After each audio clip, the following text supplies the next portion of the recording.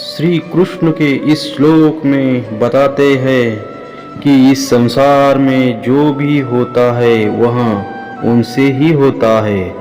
जीवन में कई बार ऐसी परिस्थितियां और अनुभव आ जाते हैं जिस पर हमारा कोई नियंत्रण नहीं होता।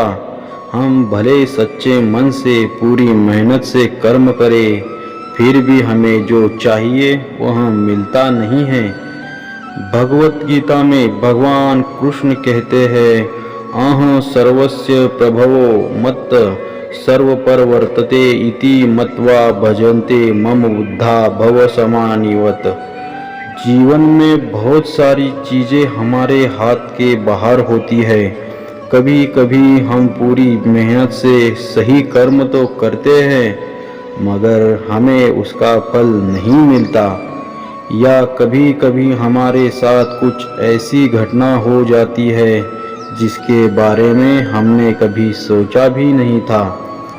ऐसे में हमें लगने लगता है हमारे साथ अन्याय हो रहा है, या फिर हमें जीवन कठिन और क्रूर लगने लगता है।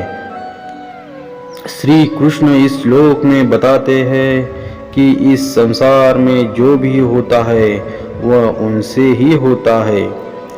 जीवन में कई बार ऐसी परिस्थितियां और अनुभव आ जाते हैं जिस पर हमारा कोई नियंत्रण नहीं होता है। भले हम सच्चे मन से पूरी मेहनत से कर्म करें, फिर भी हमें जो चाहिए वह मिलता नहीं है। कभी कभी तो फल की जगह दंड ही मिल जाता है।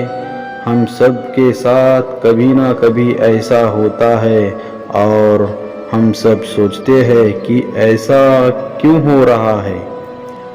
बात कुछ ऐसी है कि अगर आप अपने बच्चे को घर में सिर्फ अच्छी बातें सिखाएं और उसे बहुत प्यार करें, तब भी आपके बच्चे का स्वभाव क्या केवल इस बात पर निर्भर होगा? नहीं, आपके बच्चे के स्वभाव पर अलग अलग चीज़ों का प्रभाव होगा। जैसे कि वह स्कूल में क्या सीखता है, उसका स्वभाव इस बात पर निर्भर करेगा कि उसके दोस्त कौन हैं, कैसे है। उसका स्वभाव इस पर भी निर्भर करेगा कि वह टीवी पर क्या देखता है। ऐसी स्थिति में आप हमेशा पूर्ण मन से प्रयास करते हैं, पर क्या परिणाम आपके हाथ में है?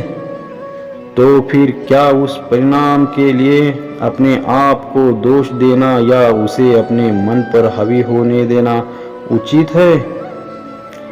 इसी तरह अगर आप एक व्यापारी हैं जिसने सालों अपनी व्यापार को बढ़ाने के लिए अपनी पूरी मेहनत लगाई, लेकिन अचानक कोविड की महामारी आ गई और उसकी सारी मेहनत ठप हो गई। आप बताइए, ऐसी अवस्था में आपके हाथ में क्या था? क्या आप इसके बारे में कुछ कर सकते थे? भगवान कृष्ण कहते हैं